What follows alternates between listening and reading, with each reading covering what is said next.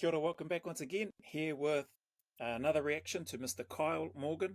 Remember, we've rewound back to where he's speaking about his upbringing, or Shawn Ryan is asking him about that. So let's crack on and jump back in. That's it. It doesn't mean you got to have this many volunteer hours at this or that. It's just when opportunities present themselves, see them for what they are, and realize that the impact that you can have is profound, and you can't measure it, and it's not like quantifiable. So you just do it early and often, and I think that's how you impact change. But to the children in those situations is like this is the greatest country in the world to grow up in, to be a part of, and don't let the circumstances that you've been presented with define you as a person, as a young adolescent. Well, I think you're a perfect example of you don't have to live there forever. Yeah. There are a lot of kids feel trapped, that they're not ever going to get out of that, but there are ways out of it. And you're a perfect example. Yeah. I mean, you operated at the highest level possible. Yeah. So at what point did U.S. military when did you become interested in that? I'll just quickly pause that there. So this was just finishing off the other part of the conversation from the previous episode that I put up, or reaction, where Shawn Ryan asked Kyle about what would be his advice to young people that find themselves in poverty and hardship and those types of things. So that was them wrapping up that piece of the conversation, and lots of great information and content in that. And there, you don't have to live in that forever. You do have that power. You do have an ability to choose whether you're a young person or an older person. But it can be very, very hard for a young person. So I think I tried to gear some of my kōrero, my words, my conversation, or my reaction to the younger cohort in the last reaction following on from this one. So hopefully that made sense. But yeah, there's still a heck of a lot of power that you still have as a younger person, regardless of the trauma that you may have been through. Obviously, the age dependent and the type of other support that you may have around you. But yeah, it's all connected anyway. I don't think it's a case of one person's got to take all the responsibility versus the other. I think everybody's got to work together. That old saying, it takes a village to raise a child.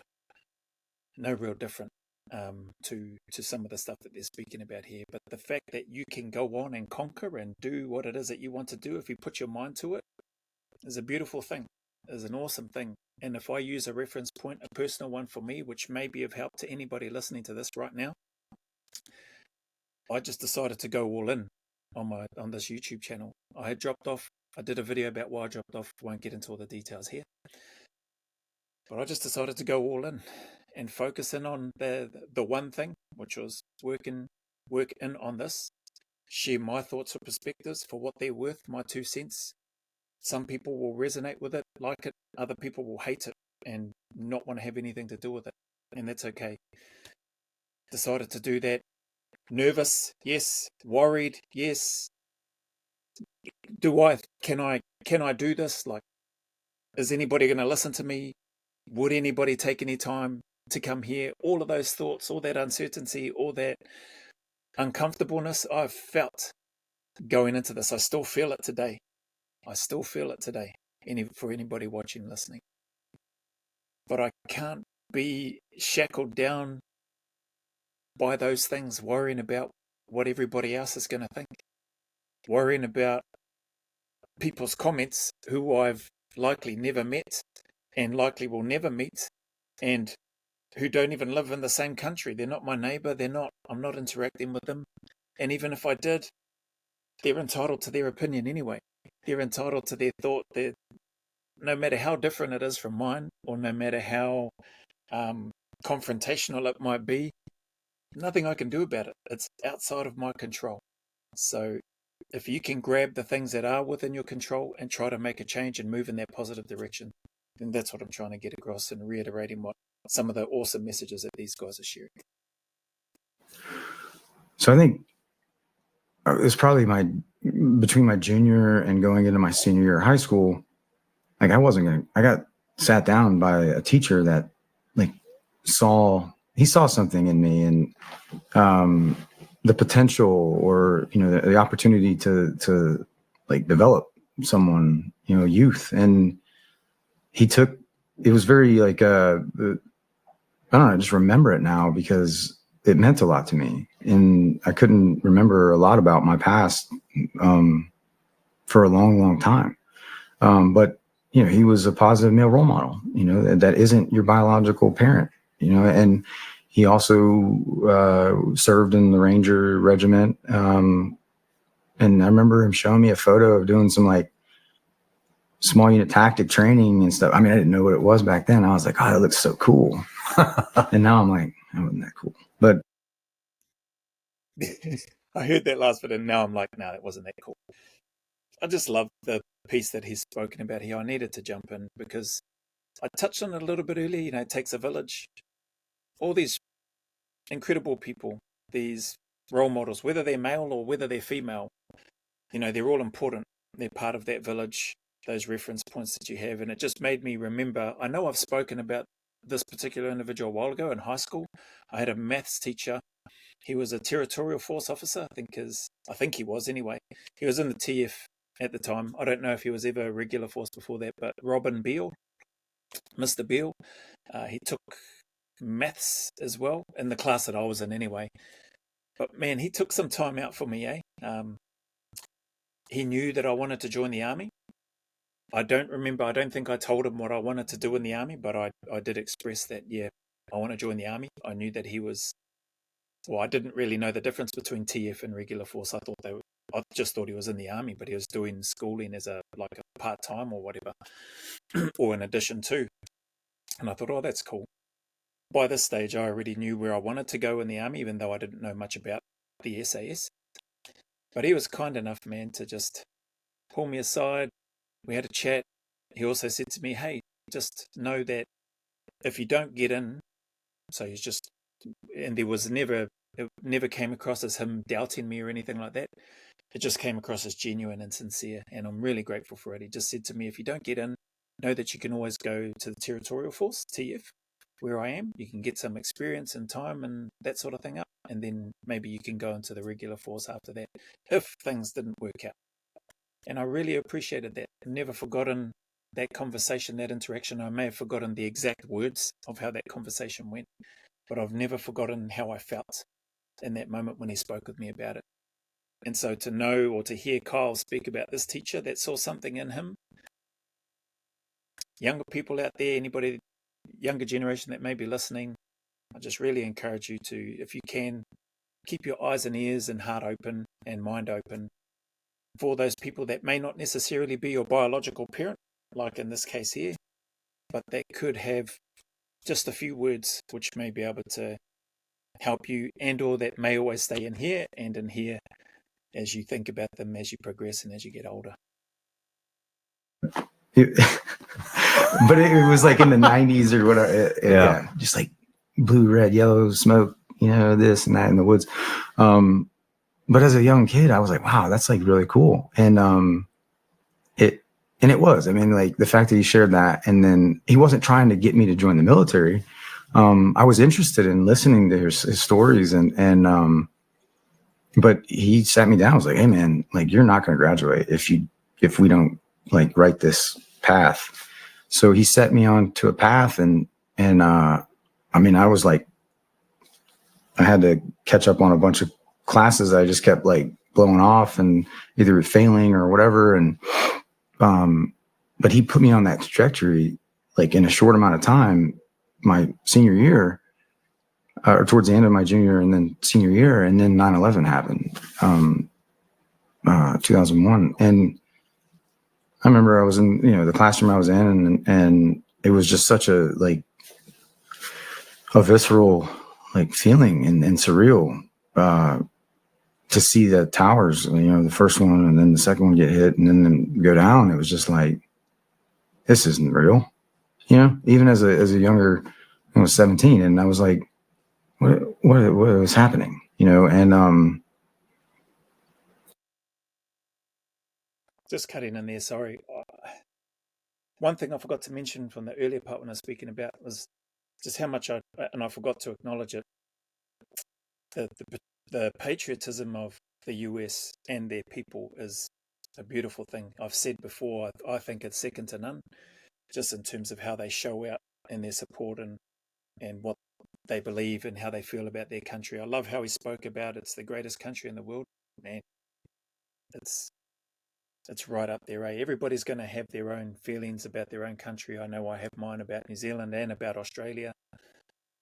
Both beautiful, awesome countries, privileged and honoured to have had the opportunity to serve in both defence forces, but also to have been able to live in both countries. Just a beautiful thing. But the US is another level again in terms of their patriotism and what they do around the place. Don't get me wrong, there's lots of bad stuff, right? There's a whole bunch of bad stuff happening now. Nobody's not guilty of doing things that they shouldn't. And that's all I can really say about that. We all know that. One country, who's to say one country's better than the other? That's not my place to say. I don't know. All I know is that I'm glad that I have a small piece within this world and that I'm here in the country that I was born in and raised in and that I love very much. I'm grateful to be back home, grateful to be connected and partnered with the Anzacs, with Australia, grateful that our country is aligned with Australia, America, Canada, the UK as part of the Five Eyes. I'm just grateful for all those countries. If I had an opportunity to go live in those places, I would gratefully and gladly do it. But I'm here at home. This is where I want to be. This is where I choose to be. So I'm grateful to be here. So that aside, speaking about the patriotism that they had, and then also him speaking about just what he thought was cool then, but probably isn't so cool now, and just being able to take that on board and work through it. I am going to rewind it a bit because there's some information in there which I just want all of us to hear again, and then I'll pause it again and go over it. So I'm going to hit rewind and just go back. That trajectory, like in a short amount of time, my senior year, or towards the end of my junior and then senior year, and then 9/11 happened, 2001. And I remember I was in, the classroom I was in, and it was just such a visceral feeling and surreal to see the towers, the first one and then the second one get hit and then go down. It was just like, this isn't real, even as a younger, I was 17, and I was like, what was happening, and so that piece when he's talking about the towers, 2001, 9/11. If you remember those of you that remember where you were, if you wanted to drop it in the comments, it can just be a one line or whatever. I'd love to hear. For me, I remember we came back off, I was in East Timor at the time. We'd come back off a patrol and then we moved on down to the mess to get a feed. Hadn't really cleaned up. We'd come back in off the choppers, I'm pretty sure. Made our way back down because where we were in Balabo in East Timor. Our sort of the recon huts and stuff were just sort of at the base of the hill, so we're just sort of straight up the stairs, or you could zip around on a rover and go up the road and get to the heliport. We got back, dropped off the packs and stuff, went down to the mess and that anyway to get a feed, and I just remember the mess was silent. There were soldiers sitting in there. There were the Emmerich 4 guys, which was the SASR operators that were there. There were other, support personnel and other infantrymen there from 4RAR, just in the mess, just looking at the TV, seeing the Twin Towers and seeing what was happening. And like he said, it was surreal. It was, for me, that memory's so rich coming back into the mess and then just seeing that, because it was normally chatter, talk, laughter, blah, blah, blah in the mess as you're having a feed, and then walking in there and seeing that there was quite a few people in there, but not hearing anything. It just seemed real weird for me anyway, as we were walking in. And we walked in, TV's on, everybody's just eyes that way, staring straight at it. We turned and looked, coming back, looking to go get a feed, and then we were just stunned as well, just silent. And I remember there were a couple of comments, might have been a couple of may have been a couple of the regiment guys, or maybe personnel attached to them, but that were sitting with them. And I remember agreeing with the comment that I heard from somebody within that area. And all it was things are about to get a heck of a lot busier. And I thought to myself, that piece there, when I saw what happened 9/11, when I saw the silence and felt it, and when I heard that comment, I was like, I'm 100% going to the regiment. Like, this is, if I needed any further confirmation, that's it right there. And that's it right there with that comment. And that's it right here with what I'm feeling and seeing in the mess right now. So just wanted to share that, and I wanted to hear Kyle talk about that again. It might jog your memory in terms of where were you when you saw, witnessed, or heard about what happened with the 9/11 incident 2001. So anyway. I mean, but there was, I mean, obviously it was our reality. And I talked with him a little bit, but I went and talked to a Army recruiter, and in December I went to MEPS and did all in Tampa, because I went back to Florida for high school and signed up at 17 in the.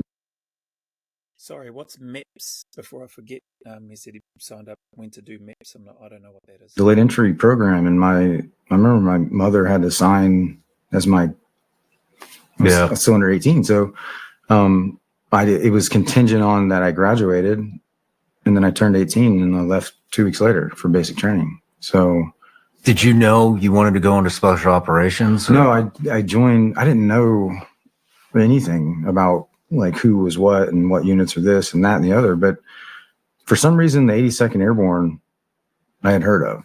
You know, it's America's Guard of Honor. It's a very rich in culture and history, and from World War II, and that's what I signed up for, was an airborne contract that brought me to Fort Bragg, North Carolina, like right away. So as soon as I finished infantry school and jump school in Fort Benning, Georgia, I reported to Bragg at the end of 2002. And yeah, so, I mean, just completely wet behind the ears, man. I didn't know. I was just like a little pumped, you know? Yeah. And it's amazing. Sorry to interject there. I'll rewind it if I need to. But it's amazing the fact that you don't have to, like, it is pretty common to know that you want to join a special forces unit before you go into the military. I can't speak for what it's like in America, but at least in my experience in New Zealand and Australia, people that I've met have often said that they wanted to join the Special Air Service before they even got into the military. So to hear Kyle's perspective and just his decision and how impactful 9/11 2001 was for him, drove him towards that path, steered him towards that path. Whatever it was, he was pulled and drawn to that.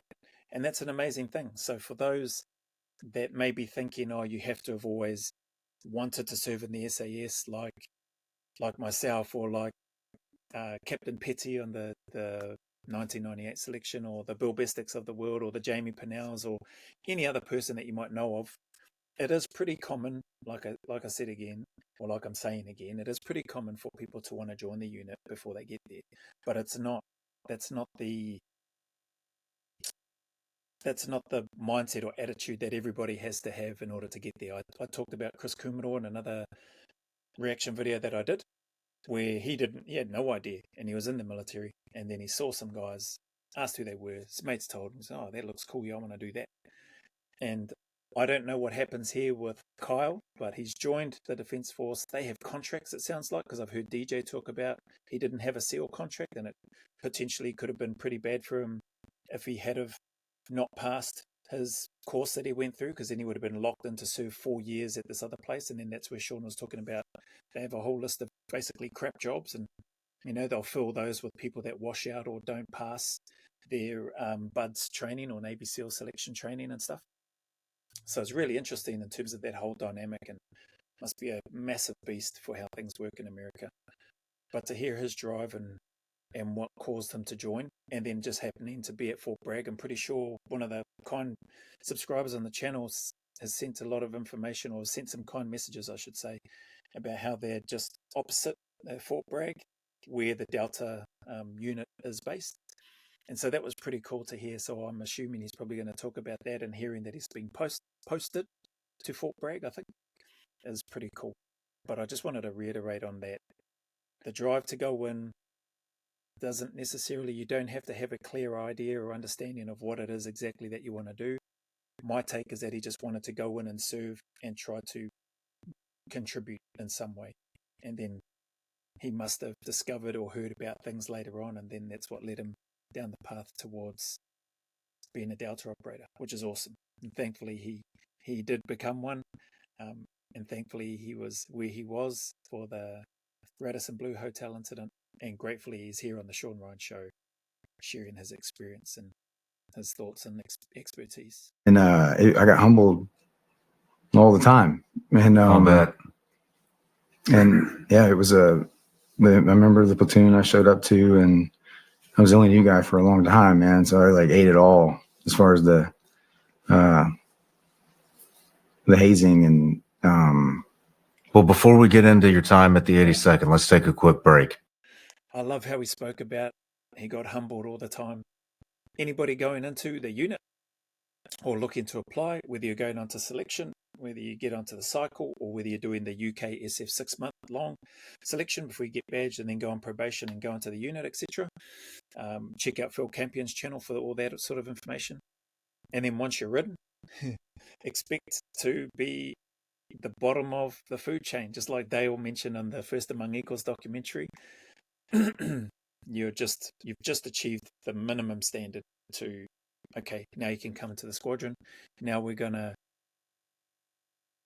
improve your ability, your skill, your knowledge, your expertise even more.